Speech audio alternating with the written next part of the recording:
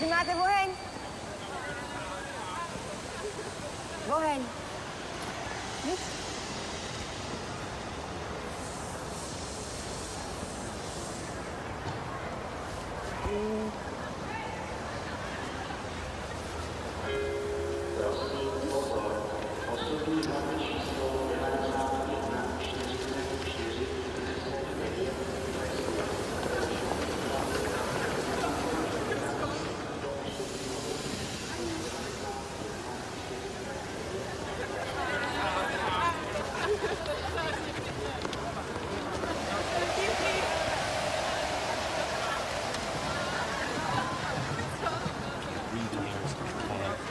Now I got these college kids like a discotheque. Listen.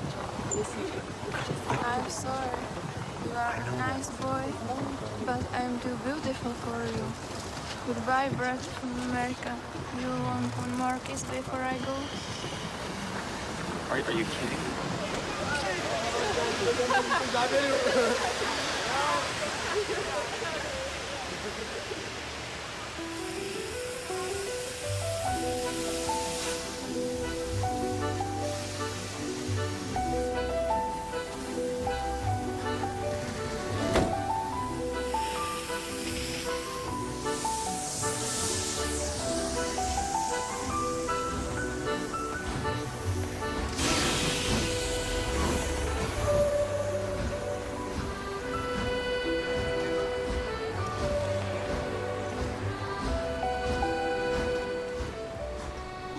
I'm here tonight to tell you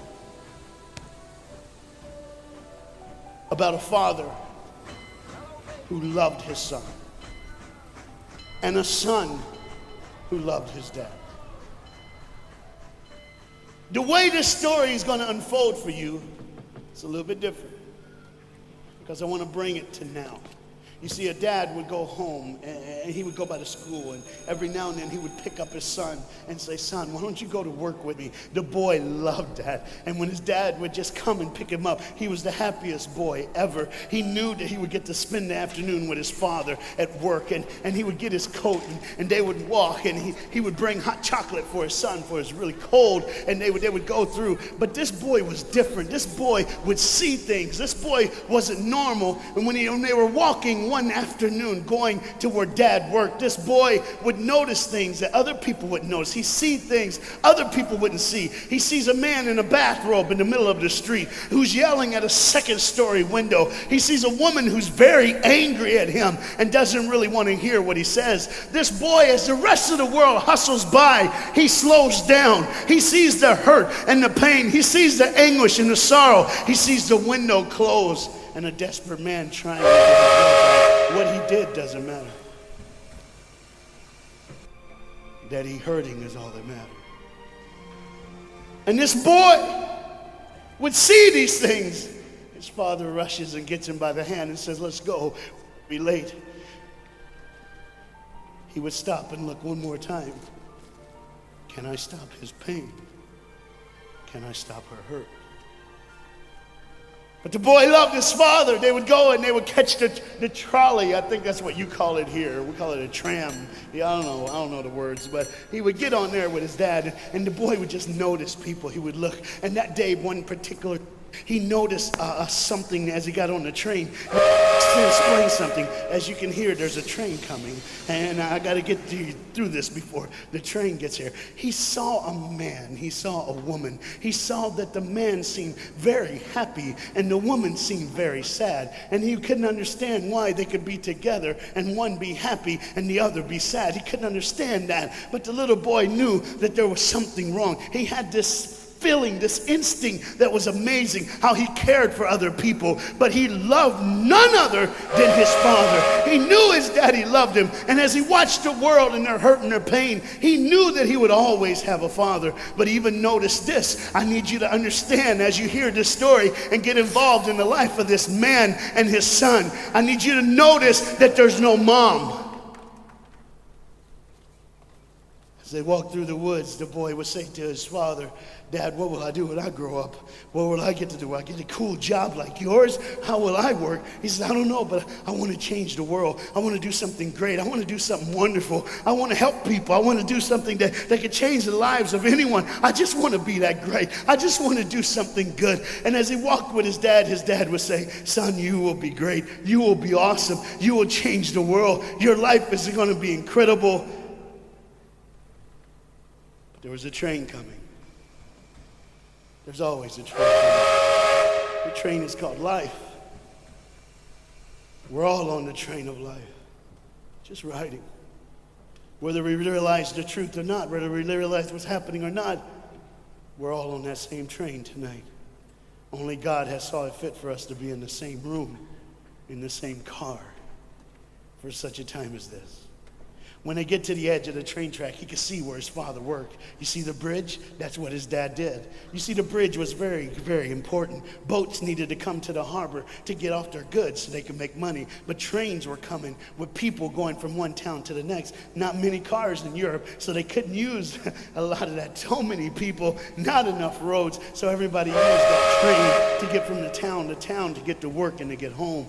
And one day the train was coming by. What you have to understand is that boy loved going to work with his dad. He would stay right by the river's edge, and he would do what he loved to do the most. Let me explain that.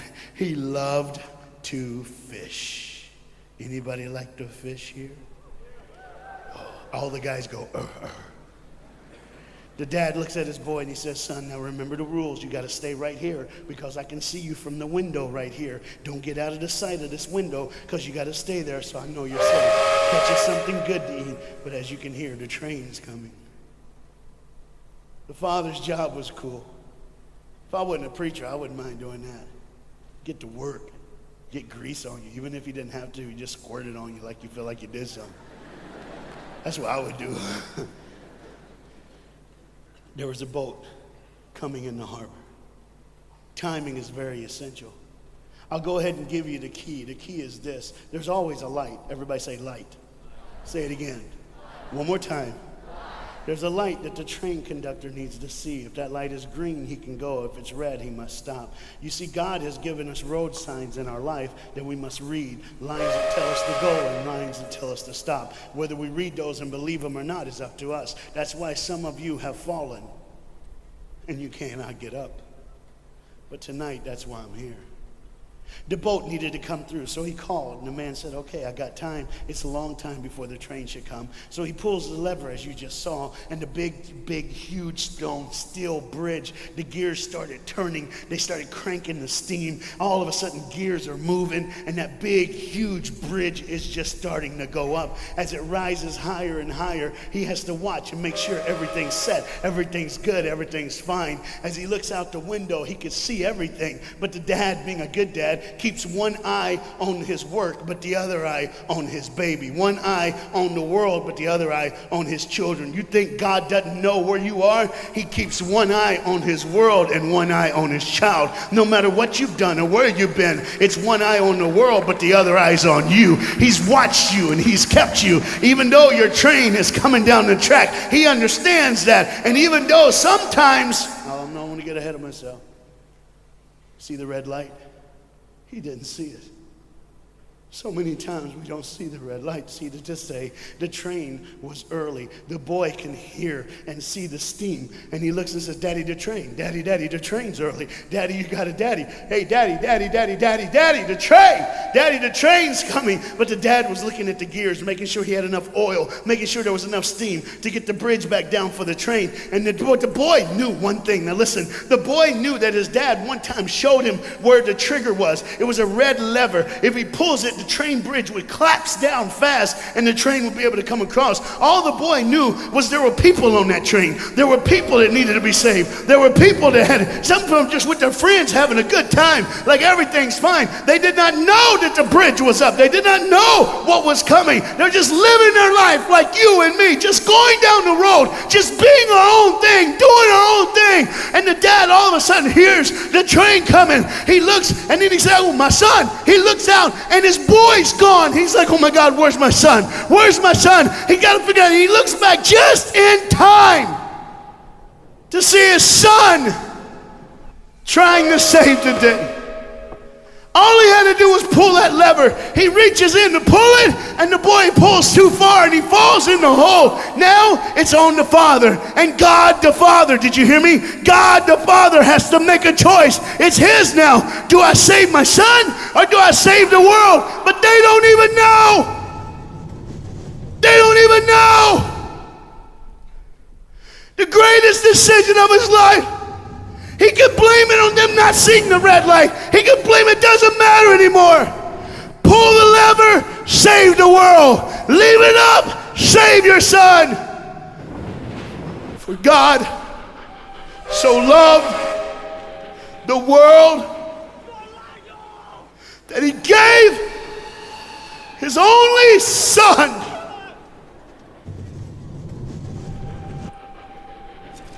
Whosoever believes in him will not perish. 3, 2, 1. That's it. And they didn't even know. They never would know. They didn't even know. The train goes by. It's fine. Everything's cool. The bridge is down. Just like always. It's always going to be down. Are you hearing me tonight?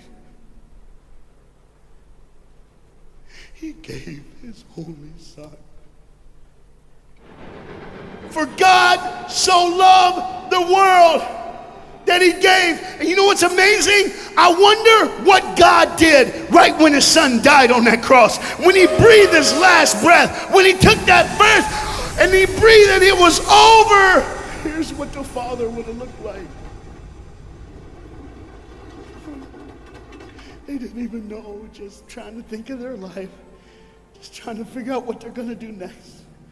Just thinking about the person they're going to see, the people they're going to hang out with. Just trying to be, just loving, caring. Doesn't matter if you're blind. Doesn't matter if you're putting on a little more makeup, trying to look pretty for somebody, or just wearing another mask. It doesn't matter. God gave his son for you. What will I do when I grow up? Where will I go when I grow up? What can I change? And there was a girl in the bathroom on the train, liquefying her heroin to shoot up one more time. He died for her. He died for her. But in one moment, are you listening? In one moment, as the Bible says, everybody gets a chance. In one moment to see the look of the Father when he knows when you realize what he did for you, when you realize the sacrifice, when you realize he let his son die so that you can live, when you realize what he did, no matter what you're doing, no matter where you're at in this life, no matter what you're a part of, you gotta stop. You gotta stop. Even if it's for 1 second and think, my God, he did it for me. He did it for me. And I pray to God you drop what you're doing. Drop what you're doing. With all the pain and the hurt and the sorrow in the world, he did it for you. That's why you're so quiet. You see, the train's coming. The train's coming. Everybody has things. You have ways of I don't want to. I don't want to do that. I don't want to, but why do I keep doing it? Even Paul said, why do I do? My flesh tells me, and I do what I know is wrong, and I don't do what I know is right. You got to understand tonight, the fight is on, and we can win. We become more than conquerors through Jesus Christ. And I'm not preaching just for me. I'm preaching on behalf of you. But what you got to understand is there had to be a moment in those 3 days when Jesus died on a Friday and rose again on a Sunday. There had to be this moment. Go ahead, look at the screen. When it was just God and his baby and his son.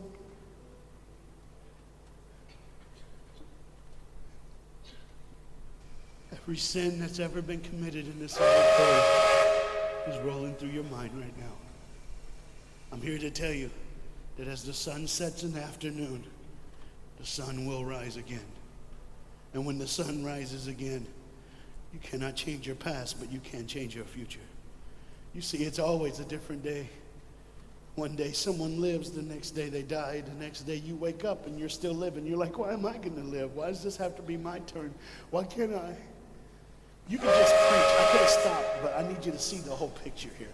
You see, because when God the Father gave his only son, when Jesus Christ breathed his last breath and he died, he did it in a way that you can never ever say, you don't know me, you don't understand me, God don't understand my pain, God don't understand my sorrow. You see, that's the very train that boy was on. That's the very train that he was on. And as this dad remembers, look real close. You see the pictures of the people? Bam, there they are. But there's somebody added in the picture, isn't it? Bam, there they are. Do you see who's added in it? In every face of every person, Jesus is in their life. Why? Because when you're the greatest sacrifice, you always end up in everyone's life, no matter where they are, who they are. He did it so that you can say he was there all the time,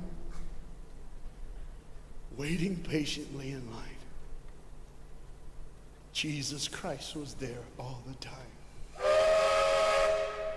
And the train keeps going. The train keeps coming. Train keeps moving. People keep living and people keep dying. And God the Father just watches it all. One eye on the world, the other eye on you. Some of you are starting to figure it out. You're like, what is he looking for? Just one girl. Because see, the whole horrible day, God only had his eyes on one person. And it was just a day on the street corner. When he walked by, he saw a girl with a babe. And she saw him.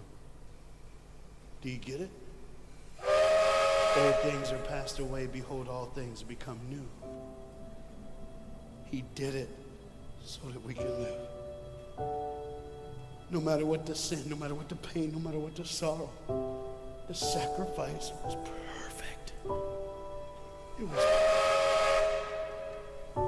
And it was for you. And God the Father watches it all unfold. And all he can say